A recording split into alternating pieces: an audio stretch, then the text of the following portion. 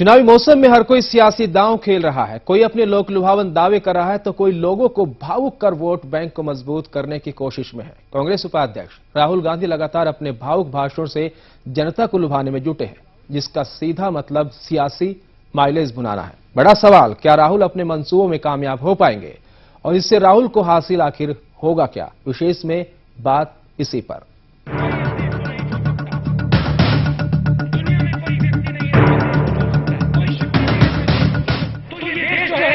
ये क्रोध से और गुस्से से आगे नहीं जाएगा, ये प्यार से आगे जाएगा।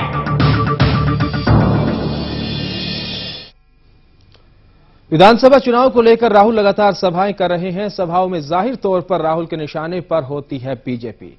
क्या आपने कभी गौर किया है कि राहुल के भाषण में कुछ और होता है क्या खास? भाषण में कभी राहुल को दादी इंदिरा की हत्या का जिक्र करते हैं तो कभी पापा राजीव का।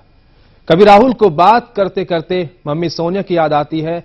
जरा सोचिए, विधानसभा चुनाव में इस तरह के भाषण से आखिर हासिल राहुल को होगा क्या?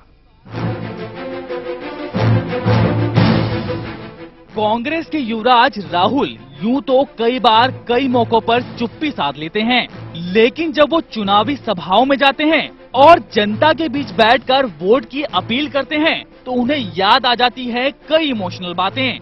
भाषण के बीच मम्मी सोनिया के बेटे राहुल भावुक हो जाते हैं और उन्हें मां सोनिया के आंसू याद आ जाते हैं।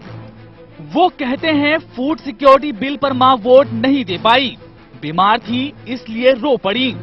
राहुल की ये बातें लोगों को इमोशनल कर जाती हैं। तो ये देश जो है, और आप सुन लो,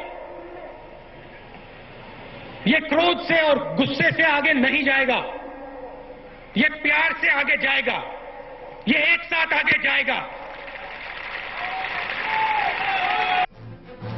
अलवर में भाषण देते देते राहुल कहते हैं, मैं भी आतंकवाद का शिकार हुआ हूँ।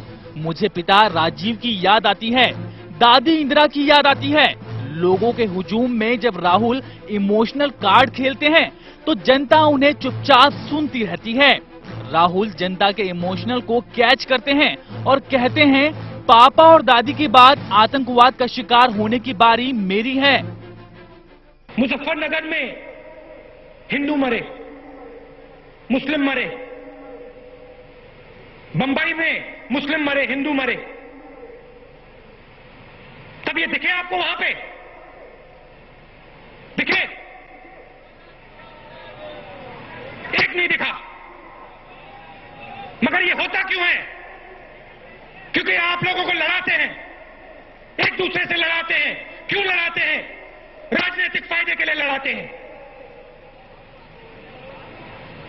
मुझे जोर से बोल रहा हूं क्योंकि ये ठोकर मैंने खाई है, 2 बार खाई है। जाहिर तौर पर ऐसे भाषण जनता को भी इमोशनल कर जाते हैं। अब चूंकि मौसम सियासी है तो राहुल के भाषण पर भी सवाल उठाए जा रहे हैं। आखिर राहुल को जनता के सामने इमोशनल होकर क्या हासिल होगा?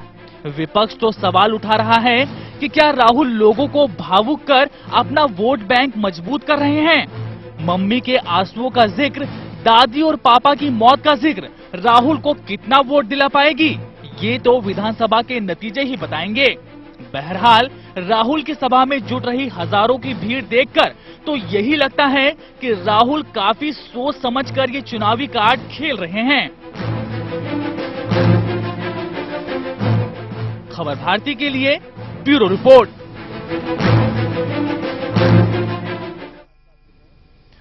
और इस पर बातचीत के लिए हमारे सहयोगी प्रभुदत्त और साथ ही हमारे सहयोगी प्रदीप प्रहार सीधे हमारे साथ जुड़ रहे हैं। जिस तरीके से प्रभुदत्त, सबसे पहले आपसे जानना चाहूंगा, रैली है आज वहां पर राहुल गांधी की, और सीधे तौर पर अगर पिछले भाषणों की बात करें, गौर करें अगर उन पर, तो इमोशनल कार्ड खेला गया, भावनात्मक तौर पर जुड़ा गया है। तो क्या ऐसे में माना जाए कि आज कौन सा इमोशनल कार्ड राहुल गांधी खेलने वाले हैं? देखिए देव, हम आपको बता दें कि जिस तरह से मध्य प्रदेश में पिछली बार जो राहुल गांधी आए थे थोड़े दिन पहले, तो उन्होंने जिस तरह से पहले आदिवासियों की बात की, आदिवासियों की बात करने के बाद उन्हें भूख की बात की, अब उसके बाद राजस्थान में जाकर के अपने मम्मी की बात की है, तो निश्चित तौर पे हमें यह दिखाई दे रहा है सामने पूरी तरह से राजनीतिक परिदृश्य में जिस तरह से विश्लेषक है वो भी